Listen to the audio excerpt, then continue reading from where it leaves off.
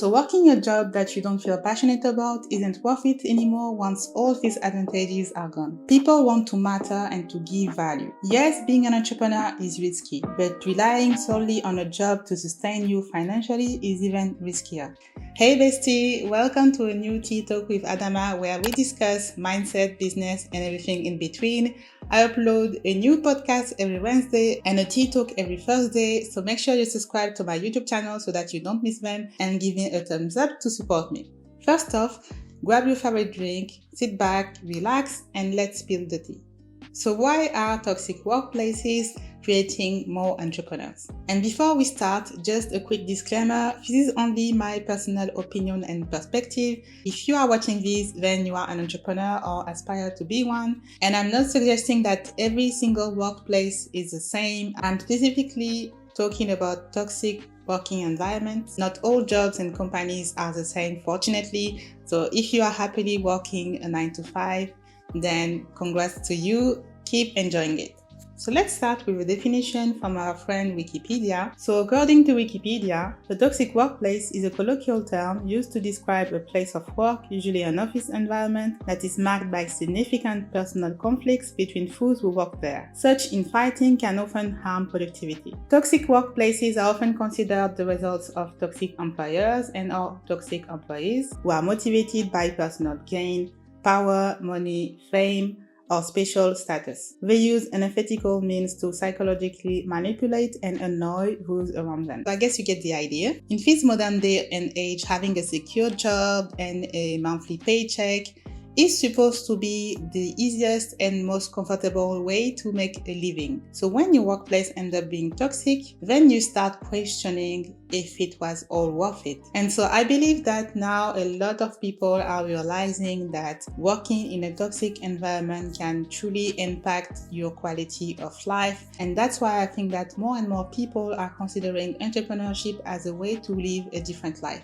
So just to give you a quick background about me, I had a burnout when I was 22. I was studying and working at the same time. And honestly, it was a traumatic experience. I never felt this weak, spiritually, mentally, and physically. And so after I recovered from this burnout, I obviously quit my job first. And then I've decided that I would never let that happen to me. So then a year later, I graduated and I started my career. And in 2019, I ended up working in a toxic environment again. And to cope with that, I started the personal development blog to encourage other millennial women and share the lessons that I learned in my early 20s. And for me, it really was a way to release all the stress and disappointment that came with working the job that I was working. And then in 2022, I was very grateful for the first quarantine because it meant that for the last month of my contract, it was a 1-year contract, I didn't have to go to the office, so I could finally breathe and focus on myself and have more energy to work on my business. So from these different experiences, I've learned that you are always alone. So you have to be able to rely on yourself. And because I experienced a burnout when I was 22, I learned how to say no and set healthy boundaries, even if it meant that people would not be happy about it and that I would not have any support at work. At least I would always support me. So now that you know why I want to address this very important topic, let's jump into the reasons why I think toxic workplaces are creating more entrepreneurs. And there are 4 main reasons that I want to share with you. Reason number 1, in those toxic workplaces, you are either considered an asset or a liability. So basically what matters is how productive you are, regardless of how it is affecting you as a person. So as long as you are productive, then great, everything is fine. But they might even expect you to do even more, to be even more productive. And if you are not, then you're out the door. And so in these workplaces, there is barely any consideration for the human being behind the employee. You know, it's like feeling like you are a number who can be erased from one day to another and that you don't matter as a person. So that mentality alone may push more people to become entrepreneurs because in entrepreneurship, you learn that your value is never attached to your time nor to the money that you are capable of earning. Besides, you can be an extremely successful entrepreneur while working only a couple of hours a week. So productivity has no correlation with how successful you can be, which is completely different from a toxic workplace where you are valuable only as long as you are productive. The reason number 2 is that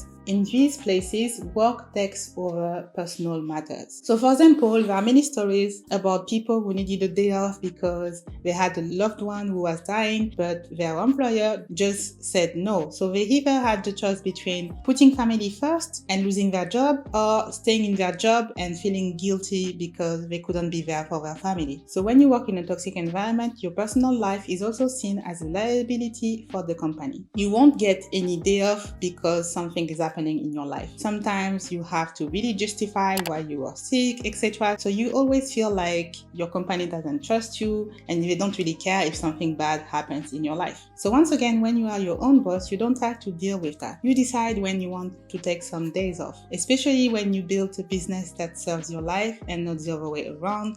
Then personal matters will always come first for you because that is the most important. Reason number 3 is that toxic workplaces kill your creativity. So remember when you were a child and you just like drawing or singing or creating random stuff with the things that were hanging around the house. As an adult, we tend to lose this creative side, especially when you are working in a toxic environment that doesn't want you to have any innovative idea and to think forward. You just have to execute your job and do it well. So it might be hard to remember how it felt like to be a creative being because we are creative and spiritual beings as well. We are not only on this earth to be productive. And so when you lean into entrepreneurship, you get in touch with your creative self again, which feels super good for your soul.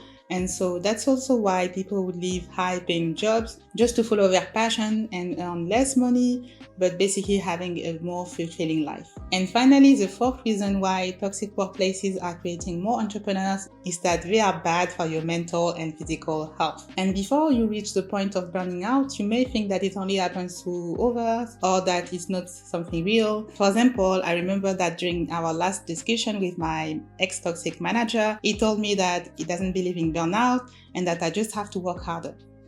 Yeah. And then he asked me if I knew about Buddhism, that I should look into it because it will teach me how to suffer. I'm here to enjoy life.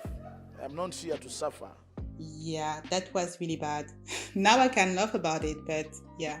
As a matter of fact, France is quite advanced when it comes to this issue, and on the Public Health Service website, you can find the definition of occupational disease. It says that a disease can be considered occupational when it is contracted as a result of your work. For example, if you can justify that your depression is due to your work, then you will get some indemnities. 2022 made us all take a deeper look into our lives and what really matters to us. Whether people were being forced to work from home or lost their jobs, I think it's safe to say that there is no such a thing as a secured or guaranteed job anymore. 50 years ago, if you started your career in a big company, chances are you will stay there until you retire and then get a pension. And it's not because new generations are lazy that they are not staying in the same workplace. It's because the promises of a secure job like being able to buy a house or having a nice pension once you retire are not quite true anymore. Overall, the costs of living are getting higher while the salaries are not increasing as fast. Besides, there are more people in the job market, so it's more difficult for you to negotiate with salary and working conditions. So working a job that you don't feel passionate about isn't worth it anymore once all these advantages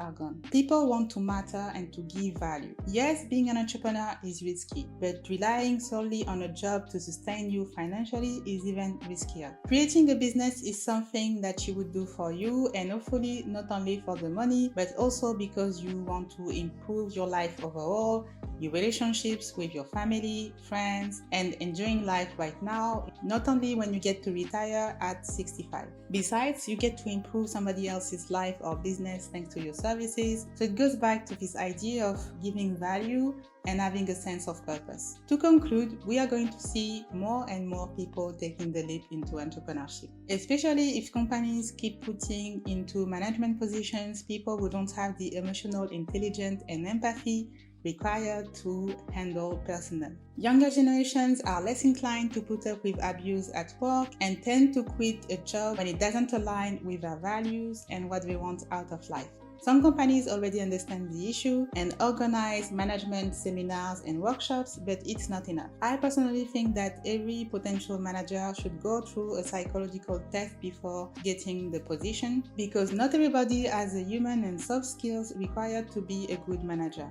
And someone who is good at their job doesn't mean that they will be a good manager. And then organizing workshops and team buildings once in a while can be useful, but managers have to be kept accountable for their actions, not only people working under their supervision. So these are the 4 reasons why I think that toxic workplaces are creating more entrepreneurs. Let me know in the comments why you became an entrepreneur in the first place. Was it something you always wanted to do as a kid, or is it due to your personal circumstances like myself? Share your experience in the comments to show other people who are going through tough times now that it gets better, and that making a healthy and honest living doesn't mean that you have to suffer at a job. Alright, I hope you enjoyed this Tea Talk with me. If you did, give me a thumbs up and share it with a friend. I will see you next week. Until then, take care.